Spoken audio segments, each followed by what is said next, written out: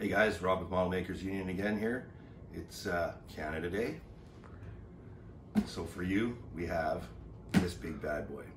Now I've been asked to do this review by our American friend in Japan, Chad Hard. So I told him that I would show him everything that's in this big ass box. It's large. I've done the backwards math, put it into inches, and it's 27.5 inches long when it's complete, which is actually, well, we'll get to that F14 here in a minute. We're gonna take a quick look inside this box, then we're gonna cut, and I'll show you all the parts. Now your chair's in the way, Riley. Cameraman's leaving his chair in the way. So, as any Trumpeter box, you know how they go. Just drill a damn hole in them. I got this one from Avalon Hobbies. What I would consider a steal for such a big plane. Now I do know that there are some issues with this kit, but it's it's Trumpeter, so there always is. I'm not too fussed about the accuracy. As always, their packing is very nice. We'll get to what's in these boxes here shortly, but we'll just show you how it goes. Color callouts.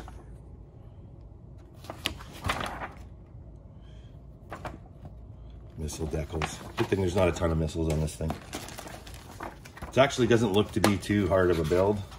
You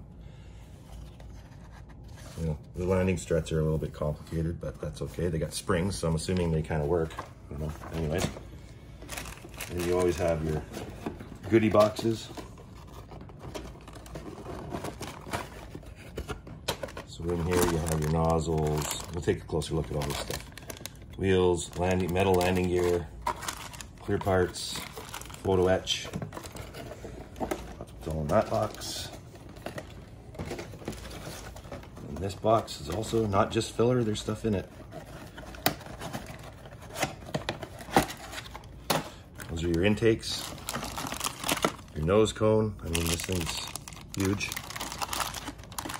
I have a feeling it's going to make my F14 look like it's a little puppy. And then the screws. There's not too many. 1, 2, 3, 4, 5, 6, 7. 7 screws and your decals. All right, I'm gonna get these out of the bags and we'll be right back. All right, here's what we're gonna do. We're gonna start with the manual and let's see what it takes to put this big bad boy together. We've got our sprue maps. It's quite a few parts. There's several screws, rods. That's all photo etch. I've done this before in another one, my MiG 3, where they have this photo etch hinges and everything. You don't have to get so close. So you're starting off in the cockpit. I'm waiting for paints from another friend of mine, Jeff Hearn, and we'll see how that goes. Yeah, we got the large machine gun. I've heard that this kit goes together very well, but it does have some inaccuracies, like the nose is the wrong shape and the intakes are a bit of a pain in the ass and not quite right. But at the end of the day, if it looks like a flanker on my shelf, I'm cool with that. So these landing gear bays, you know, they have quite a nice detail. Upper fuselage, and then you're dropping the cockpit in. Nose gear. So this plane obviously sandwiches rather than two halves. Here's what I'm talking about, these rods. This is to make your ailerons and everything work. They're not too bad. I've just been told on Facebook, a member of my group told me that, Model Makers Union on Facebook, by the way, told me that 1 and 2 are mixed up in these. So I'm gonna make a little note of that right now. Change these to 2 so I don't forget, because it may be a while before I get to this guy. 1, 1, 1, 1. 1, 1, 2, 2. All right. And you're putting the wings on, screwing in the front landing gear bay. Then the two halves are going together, and yes, all these screws are covered up by other parts, as you can see here. The front cowling, Not sure what this thing is. Looks pretty funky though. Hoping you can have these positionable. And you're into your missiles, which the missiles do look pretty good. Thank God there's only a dozen of them, I think. Then you're into your intakes, fins, wingtip pylons, weapons going on. Here's your fins here.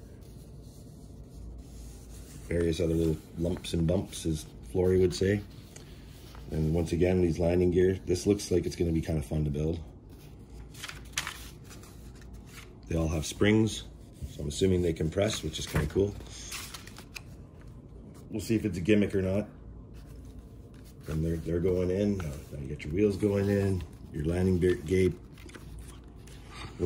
bay covers. Then you're into your horizontal stabilizers, your engines, which look pretty detailed. You got your fans and your afterburner rings and all that. You're into adding your mirrors and stuff to your canopy. We'll see how that looks. Then the cans are going in. More other little lumps and bumps. This thing has a rear-facing radar, so apparently it can attack stuff that's following it as well, which is pretty impressive. The ejection seat, well, we got photo etch for the belts and everything, which is kind of nice, so we'll see how it looks. I'm going to be comparing this one to the mini base one as soon as it gets here. It's still stuck in China somewhere.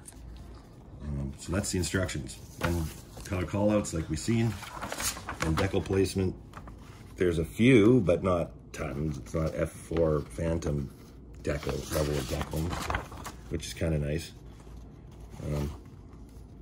The missiles are always a pain in the ass. There's always lots to do on those.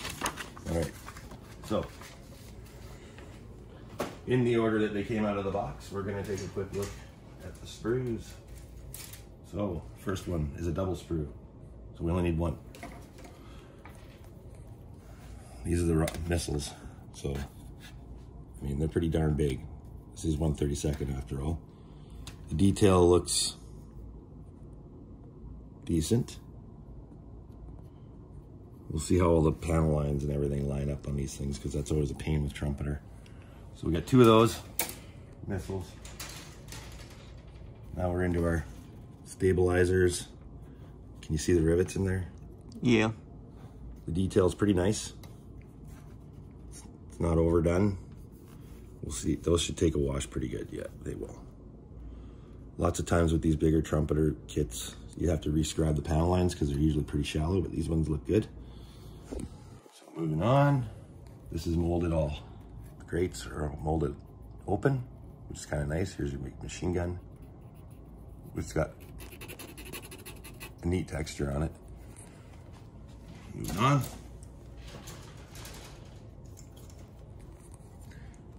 Rear stabilizers. Here's your air brake. Now, here's where we're gonna see if Trumpeters let us down or not. I'm assuming that this piece goes inside the air brake, which would cover these gnarly ejector pins. Can you see those? Yeah, we don't want those. So I'm hoping, I should look back in the instructions, but I'm pretty sure this piece goes inside this one, which would solve that problem.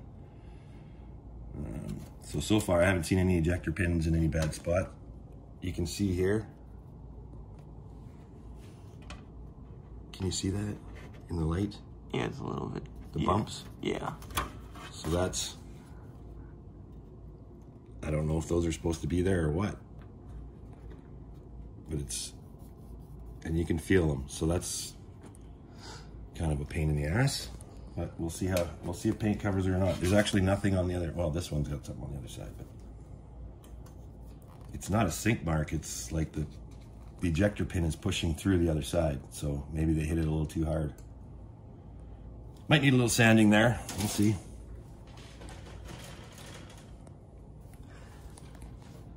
You know, you can zoom in so you don't have to. There we go. So you don't have to stand right on top of me. All right.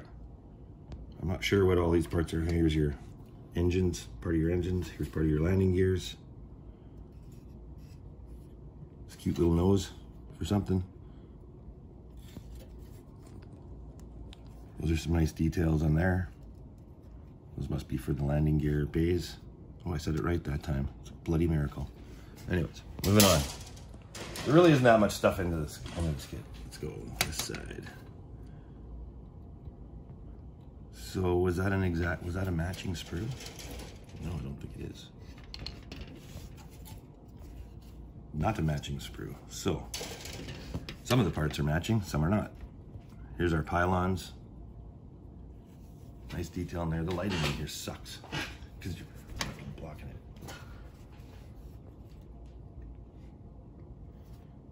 Nice detail in there for the wash. Here's the seat. That's a little disappointing. We'll see what that looks like. That's our instrument panel. We'll have to see how that all goes together.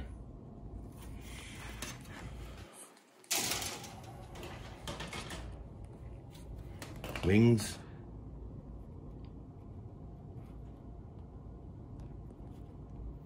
Holes are already pre-drilled. That's kind of nice. These are big sprues, boys. Big sprues. There's the other wings. More pylons. Yeah, everything looks pretty good, actually. Minus those ejector pins trying to push through on those stabilizers. That was kind of terrible. All right, now into the bonus boxes. Well, they're not bonus boxes, but we'll take a real close look at these. I don't want to get these out, but can you see the riveting detail on these is pretty awesome. And it doesn't seem to fade off as it goes around, which is kind of nice. Once again, there's that big nose. It's 4 inches long, 4.5 inches long, just the nose. So 2 intakes in the nose. Now in the goodie box.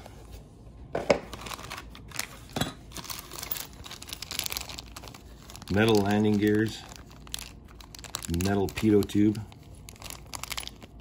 which actually looks very nice.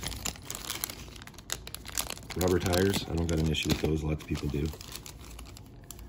This is it, your rods, screws, and springs. Don't need to get those out and lose them. Don't need to do that. We will take a look at the canopy though.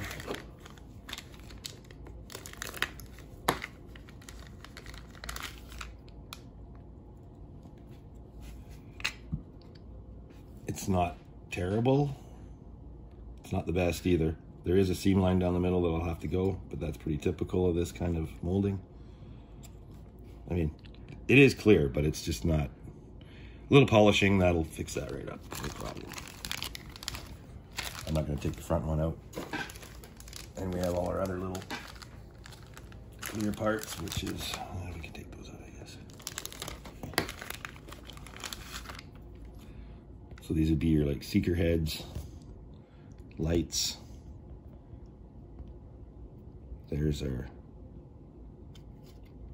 instrument panel, which is actually very finely detailed. So we'll see what we can do with that.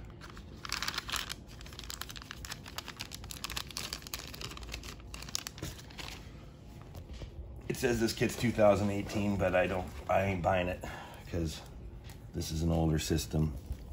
Here's what you're using to make those flaps and everything move, along with those rods. There's our mirrors, various other little parts, our belts. Thank you, Trumpeter. You finally put belts in these 30-second kits. And we have our nozzles. These ones go inside those ones, so they look good. Nice rivets on them. Nice detail. I don't see any. There's no flash on this kit so far. It's actually really nice. And now,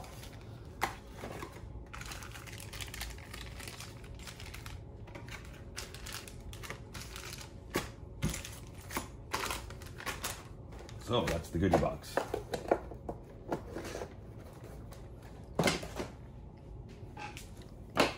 Oh, let's take a look at the decals first.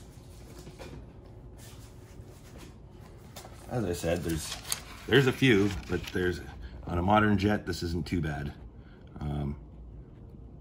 Trumpeter decals are hit and miss, but there's very little carrier film on these. The writing is all legible. It's not that blah, blah, blah blurb stuff, except for this stuff here. I don't know if that's supposed to simulate writing or not. If it is, it's pretty crappy, but everything else is definitely legible. I've zoomed in and taken a look, and if I read Russian, that is, it's legible. I don't know if it's correct. Just for all your missiles and everything. But yeah, no, they look pretty good actually. So that's the decals. And then this big bad boy. This is the upper and lower fuselage. And it is pretty massive. As I said, this kit's 27.5 inches long. So without the nose cone or anything, this is sitting at roughly 22 inches without the engines or the nose. The detail looks good. I like how Trumpeter always protects their stuff very nicely. So, nice riveting detail, nice panel lines. I think that's supposed to be on there. We'll see. Here's some more of the landing bay details. So not bad. I think you're getting a lot for your money on this kit anyways. Here's the upper fuselage. So here you go. It's massive. There's where your air brake is gonna go. All the panel lines on here look nice. As I was looking at this before. They do soften a little bit on the edges here. And there's a little bit of flash here. There's gonna be some cleanup, but so there you have it. There's this big mamma jamma. So we can compare it to the F-14. So without the nose and without anything else,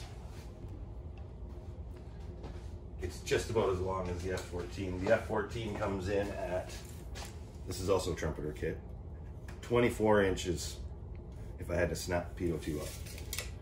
So we're talking 3.5 inches longer than that. So it's going to be huge. So there you have it, guys.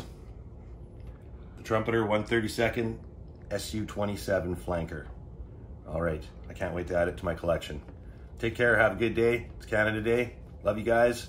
Join up Model Makers Union on the Facebook group. We have almost 4,000 people there and rocking it. And we'd like to see you there.